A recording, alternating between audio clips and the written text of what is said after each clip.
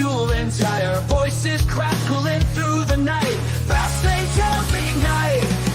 Gear shift split on the track. Cold-blooded eyes staring back. Metals clashing, heartbeat race. Speed and scales in the same space. Stories of speed spinning wild. Fury and cold blood compiled. Revving up, adrenaline high. Fast and fierce, no alibi. Gear shift sweat on the track. Cold-blooded eyes staring back. Metals clashing, heartbeat race. Speed and scales in the same space. Stories of speed spinning wild. Fury. Welcome, everybody, to another edition of Cold-Blooded Conversations tonight. I'm your host, Wally. How's everybody doing tonight? We're on all social media networks here on the Nonsensical Network. You can check us out. We're live 7 days a week.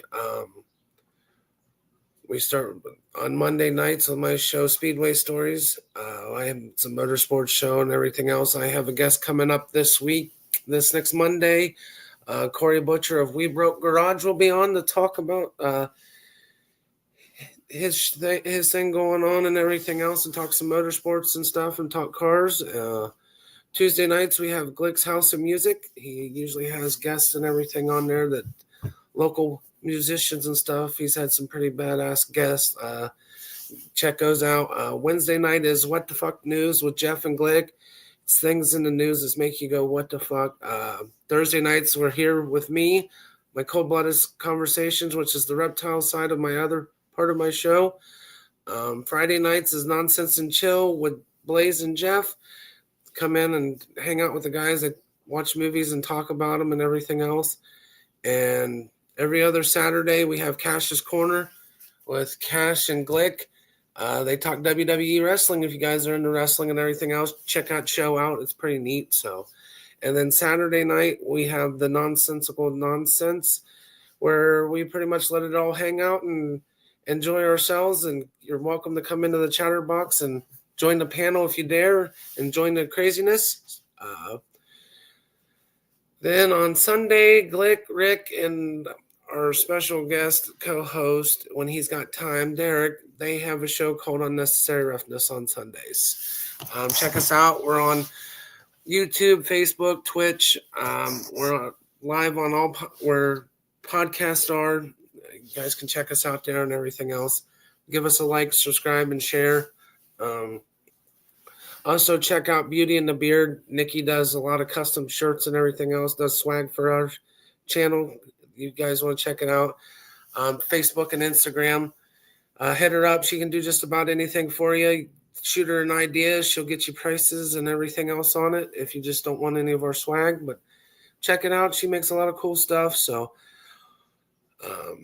that's about all for that part. All right. For tonight, on the description, I wanted to talk about some of my favorite venomous snakes. I know a lot of people do not like venomous snakes and everything. They call them poisonous and then this. It is not poisonous. The only thing poisonous is like your poison dart frogs, everything else that's in their saliva. The venomous snakes, they have venom that is inside their fangs that they inject when they bite you, bite their prey and everything else, and it affects different parts of your system. So I'm going to give some descriptions on a few of them, especially here in the United States. What are the most common? To start with, though, for my favorite, I've always had a fascination with the rattlesnakes. I mean, I think they're gorgeous snakes. They let everybody know that, hey, you're getting too close with that rattle on the back of their tail. It's just their way, their demeanor, their look, their colors. They are some pretty sweet-looking animals. They do, just to let everybody know, snakes do not chase you. I don't care what the folklore is, everything else. I've heard people talk about it. But, yeah, other than that, back to the rattlesnakes. One of my most favorite that I just realized, and some of my keepers, I used to like the timber rattle, which I still like it, timber rattlesnake. But my favorite is it's called a speckled rattlesnake. It's found out west. It almost looks like a cookies and cream color, um, colored snake. It's white with the little black specks and everything on it, and I think they're pretty cool looking. Yeah, I'd like to have one, but I don't have the training or the technique, the training for to keep something like that in the space. I'll admire them for my YouTube channel that I watch and at the zoos and everything else. But yes, I would love to have one. But I wanted to go into kind of give a little educational. I mean, it's on the internet and everything else. You can look it up too. But I wanted to give some people some education on what the venom does to your body if you were ever bit by certain animals, specifically the rattlesnake. Um, what it is the rattlesnake's venom is a hemotoxin which attacks your cardiovascular system, the heart, the blood, and it can cause tissue damage if you don't get anti-venom to take care of it and everything else. But it can be treatable, but sometimes if you don't get the proper help and everything else, it can be fatal and everything. Majority of they're part of the pit viper family, which is they have heat pits on their face, and they can pick up your heat signatures of the rodents and anything else, anything that's warm blooded. They pick it up. They're mostly nocturnal animals. Majority of them are. They hunt at night and stuff, especially the rattlesnakes. Occasionally they do. We also have copperheads that are found. They're in the eastern states and been found out in Texas. I just did some research and everything else just so I would give the actual facts and everything. They are a very, how would I say, people said they're a very smelly snake. They give off a scent that if you're too close to them and everything else, it's like a rotten egg smell or something else. But they're also part of the viper family. Their bites, seen people and everything else where they've survived the bite and everything. But it's also another part of the hemotoxins and everything else. The colorations of them have come a long way, even in the wild. I've seen they're like a tannish brown color, creamy color. There's actually a keeper here in the States that has an albino copperhead that I've seen that they bred in the process and everything else. I mean, it's pretty neat, the different things. And there's been not albinos found in a while, but just different colorations from dark to very light colored. They're actually pretty neat animals. What's up, Chaka? What's up, Blaze? But yeah, they're kind of interesting. They're interesting animals. I mean, they try to keep to themselves when they're babies. I'll give you some tell you some. They actually have a bright, like neon yellow tail, green tail that lures in their prey. They use, and they lose that as they get to an adulthood. So there's a little bit on those.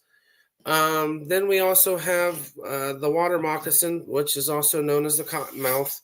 They're found in marshes and everything else.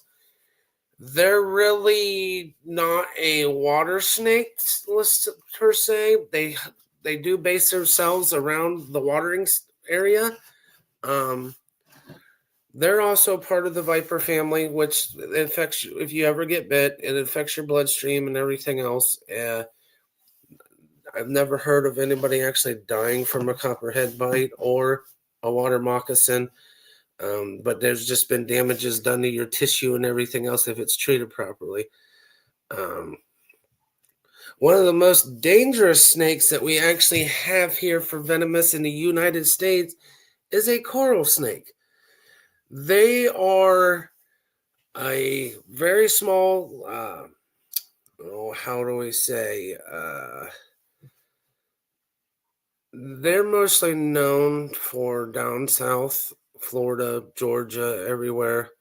They are a coloration almost like a milk snake. They have red, black, yellow. Some of them can be uh, red and gray, looking almost like a king snake that's found out west. They're known throughout the whole like southern states and out towards Texas and stuff.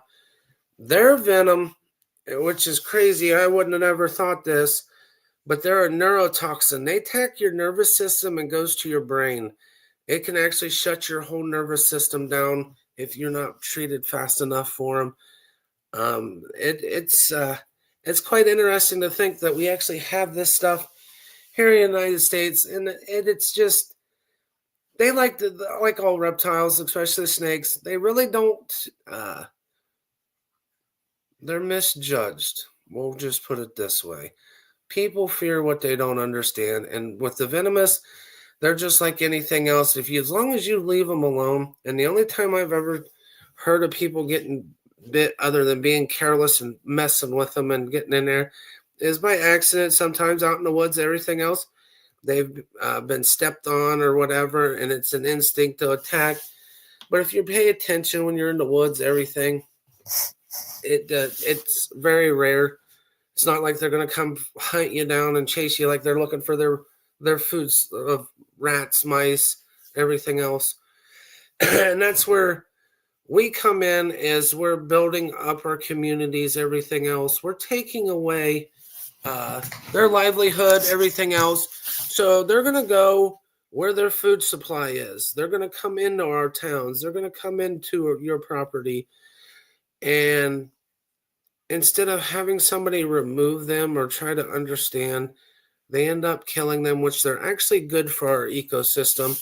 They take care of your rodent issues, everything else.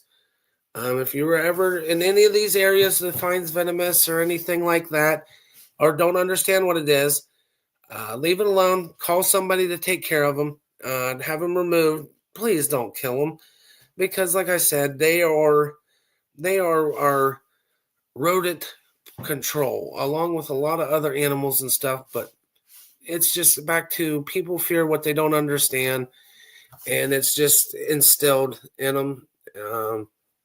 But yeah, majority of this stuff, I love them because they're interesting, they're different, they're misunderstood.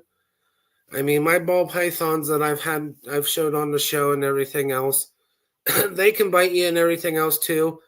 But a majority of the time with them, it's a feeding response. Most of your snakes, especially your venomous, do not want to be bothered when they're in the wild. I mean, they're neat to admire when you go. I know people that go out looking for them and stuff just to take pictures and look at them, and they study them and everything else from afar. They don't go poking them with sticks, agitating them and everything else. That's when your bites happen and all that stuff. So, but yeah, that's on the majority of that. Let me see what else. And your worst bite wise by their fangs, I'm going to bring up, is actually our eastern diamondback rattlesnake. Their fangs are pretty long and everything else, and they can do some potent damage. They're actually them and the western diamondback are the most leading causes of death between snake bites here in the United States. Once again, you either stumble upon them and you get bit and not treated properly, or you've agitated and pissed them off, and their only mechanism, the way to defense, is to bite. So, like I said, admire them from afar if you ever stumble upon them, everything else, and just leave them alone. Just like anything else in nature, leave it alone. We are taking over their places they live, so we have to learn to coexist. Like I said, you don't have to kill them. Find somebody to remove them or something else. But majority of the time, they will not bother you at all. But yeah, I get protecting your kids, your dogs, your livelihood, everything else. Don't kill them. Have them removed. They can be removed.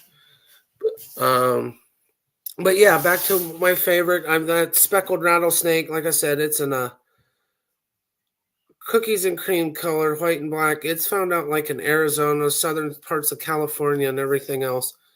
It is a very beautiful snake. Unfortunately, I'm computer illiterate and can't pull up pictures to show you on the computer, so I'm sorry about that, guys.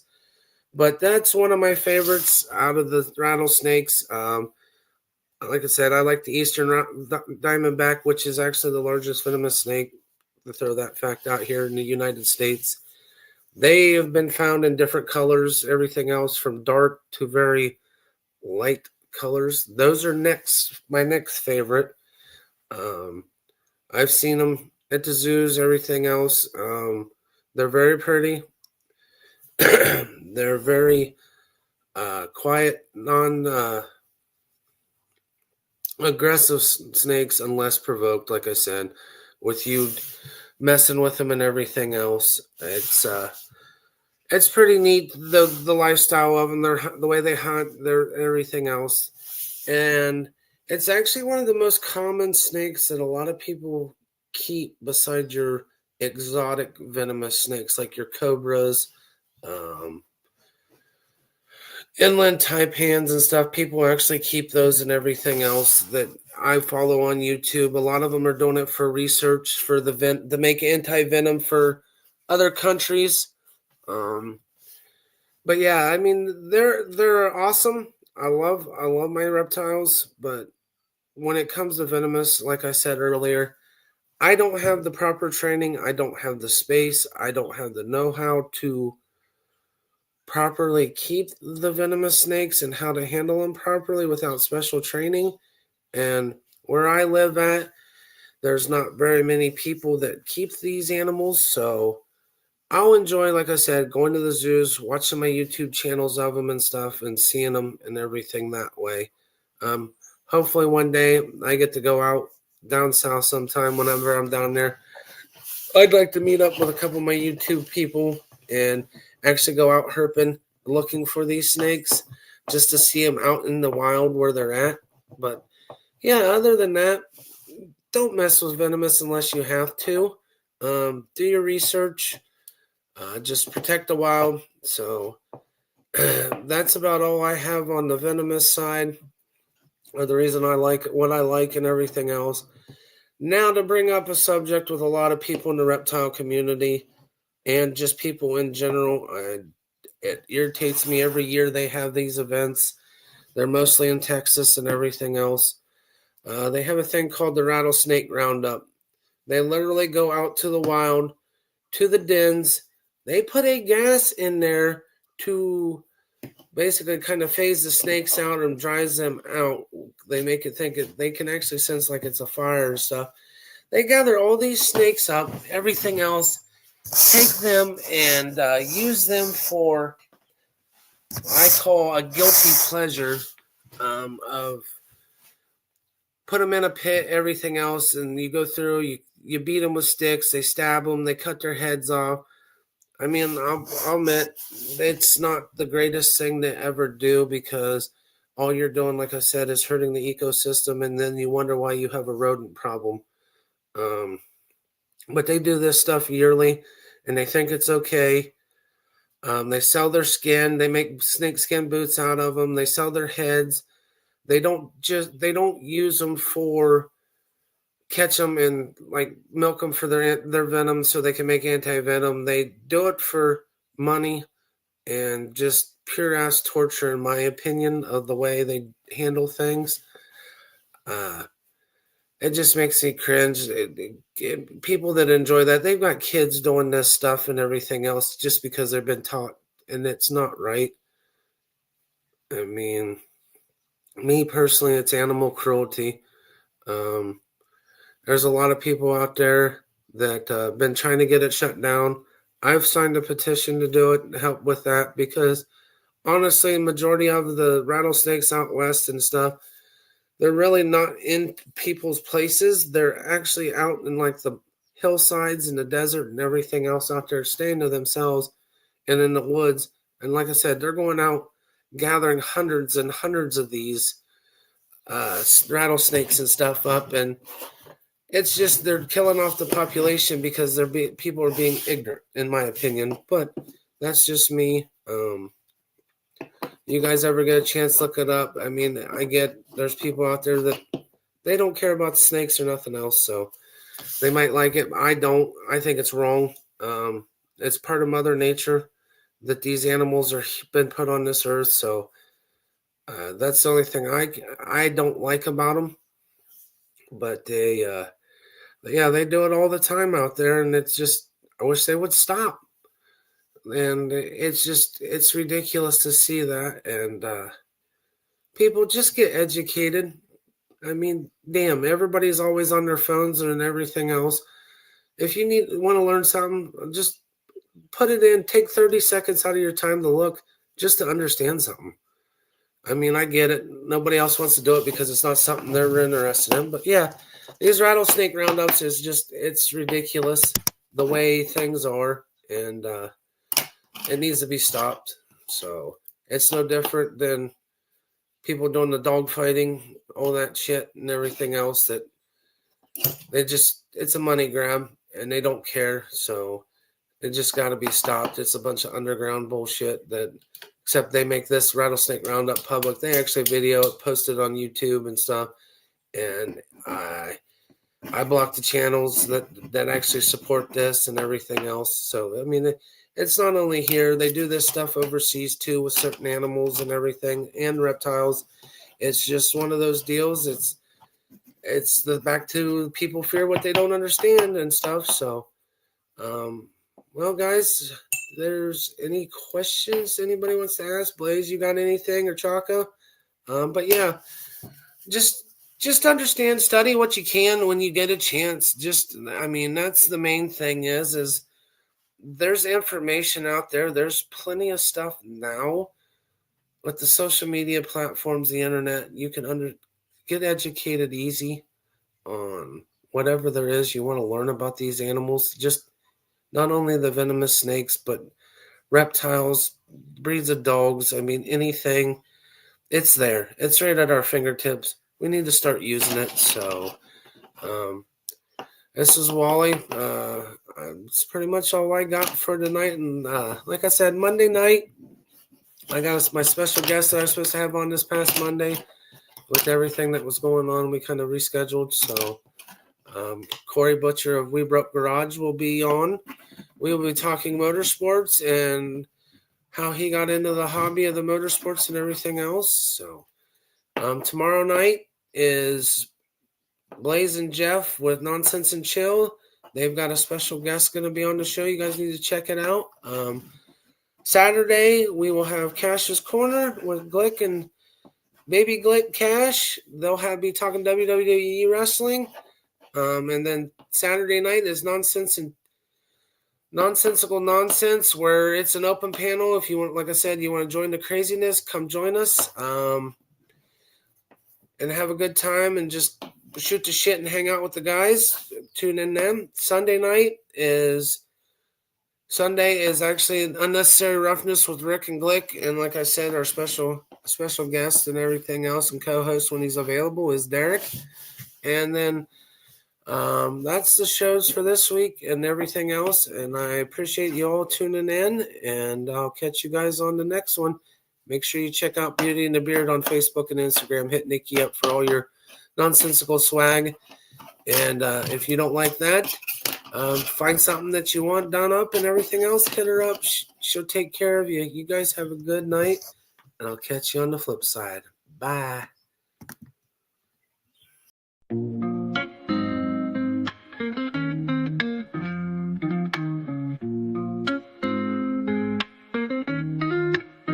Nonsensical network, different flavor every day. Movie talks, new flicks hitting the display. Microphone magic, musicians spill the praise. From reptiles to motorsports, burning rubber craze. Football crashes, touchdowns, epic plays. News spinning, catching on the latest phase. Gleaming cars, engines roaring up the pace. Street tales, urban stories we embrace. Tune in, every week diverse. Groove to the beats, let the rhythm immerse. Lyrics flowing, ciphers full of verse. Nonsensical network, feel the universe. Interviews buzzing, stars in the circuit. Worlds a tapestry, pieces we interpret. Hip-hop to rap, the flow never stagnant. Reptilian tales, nature's arrangement. Cars with muscle, engines with might. Motorsports roaring, speed in the night. Discussions heated, always a delight. network of nonsense, but the vibe's just right. Tune in, wait for that beat. Flow so seamless, feeling so sweet. Urban grooves, rhythm from the street. Nonsensical network, always on repeat.